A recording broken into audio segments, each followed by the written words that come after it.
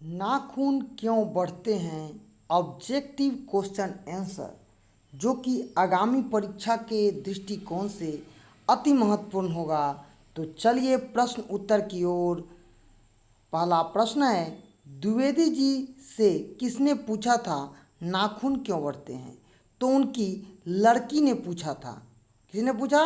उनकी लड़की ने पूछा था। दूसरा प्रश्न है, किसने कहा था कि सब पुराने अच्छे नहीं होते हैं, सब नए खराब नहीं होते हैं? तो यह बात हजारी प्रसाद द्विवेदी ने कहा था। तीसरा प्रश्न है, नाखून क्यों बढ़ते हैं पाठ में बूढ़े ने सबसे बड़ी चीज़ किसे माना है? तो प्रेम को माना है। चौथा प्रश्न है, लेखक के अनुसार मनुष्य के नाखून किसके जीवंत प्रतीक हैं? तो यह पार्श्विक प्रवृत्ति के मतलब पशु का यह लक्षण है। अब पांचवा प्रश्न है, नाखून क्यों बढ़ते हैं गद्य की कौन सी विधा है? मतलब ये किस टाइप की रचना है? तो यह ललित निबंध है। यह क्या है? ललित निबंध है। छठा प्रश्न है, हजारी प्रसाद द्विवेदी द्वारा रचित पाठ है नाखून क्यों बढ़ते हैं? सातवां है, सब पुराने अच्छे नहीं होते हैं, सब नए खराब नहीं होते हैं। यह उक्ति है, तो यह हजारी प्रसाद द्विवेदी की उक्ति है। आठवां प्रश्न है, पुराने का मोह सब समय वांछनीय नहीं होता है किस लेखक की पंक्ति है? तो यह हजारी प्रसाद द्विवेदी की पंक्ति है। नौवां प्रश्न है, हजारी प्रसाद द्विवेदी का जन्म कब हुआ था? तो हजारी प्रसाद द्विवेदी का जन्म 1907 ईस्वी में हुआ था। 10वां प्रश्न है, सहजात वृत्ति किसे कहते हैं? तो यह अनजान स्मृतियों को कहते हैं। 11वां प्रश्न है, कौन नाखून को जिलाया जा रहा है? तो यह प्राकृतिक इसे जलाया जा रहा है या इसे जीवंत किया जा रहा है। 12वां प्रश्न है, अमान दास का पोथा साहित्य किस विधा की रचना है? तो यह उपन्यास है। आगे प्रश्न है, महाभारत क्या है? तो महाभारत क्या है? पुराण है। आगे प्रश्न है, कौन मनुष्य का आदर्श नहीं बन सकता है? तो यह बंदरिया आदर्श नहीं बन सकता है।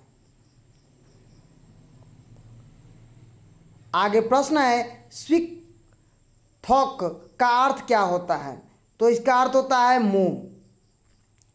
आगे प्रश्न है, नाखून क्यों बढ़ते हैं निबंध में निबंधकार का कौन सा दृष्टिकोण प्रकट होता है? तो यह मानवतावादी दृष्टिकोण प्रकट होता है।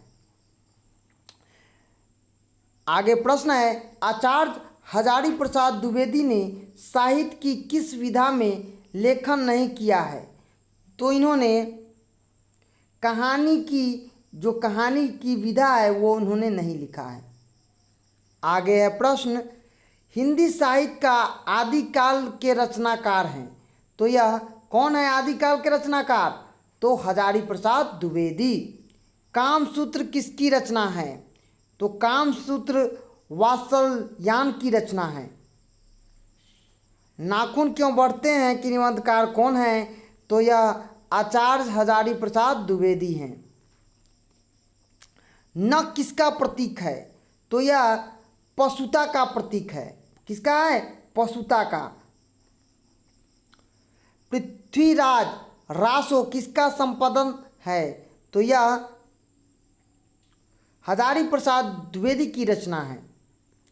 अशोक के फूल किसकी रचना है? तो यह हजारी प्रसाद द्विवेदी की रचना है।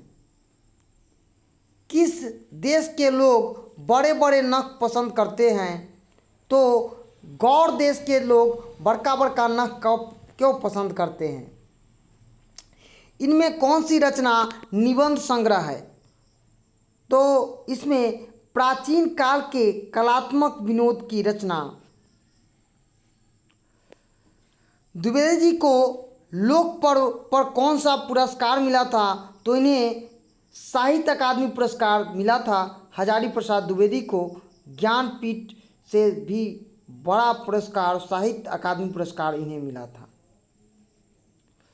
कालिदास की ललित योजना किनकी रचना है? तो यह हजारी प्रसाद द्विवेदी की रचना है।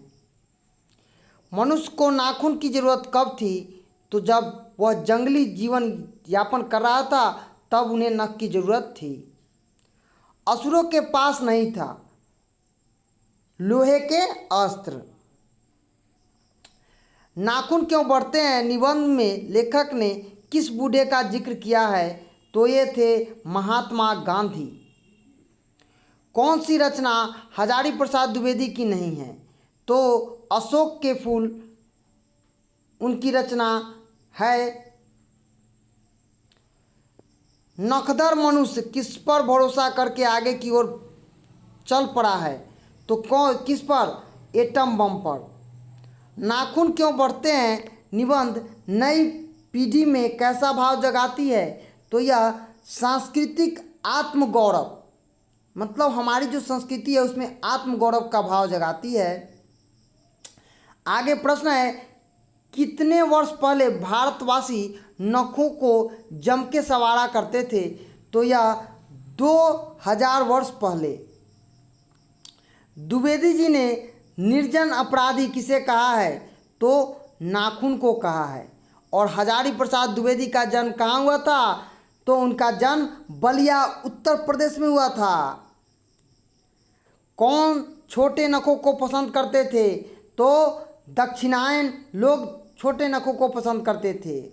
देवताओं का राजा से किन्हें संबोधित किया गया है? तो इंद्र को देवताओं का राजा भी कहा जाता है।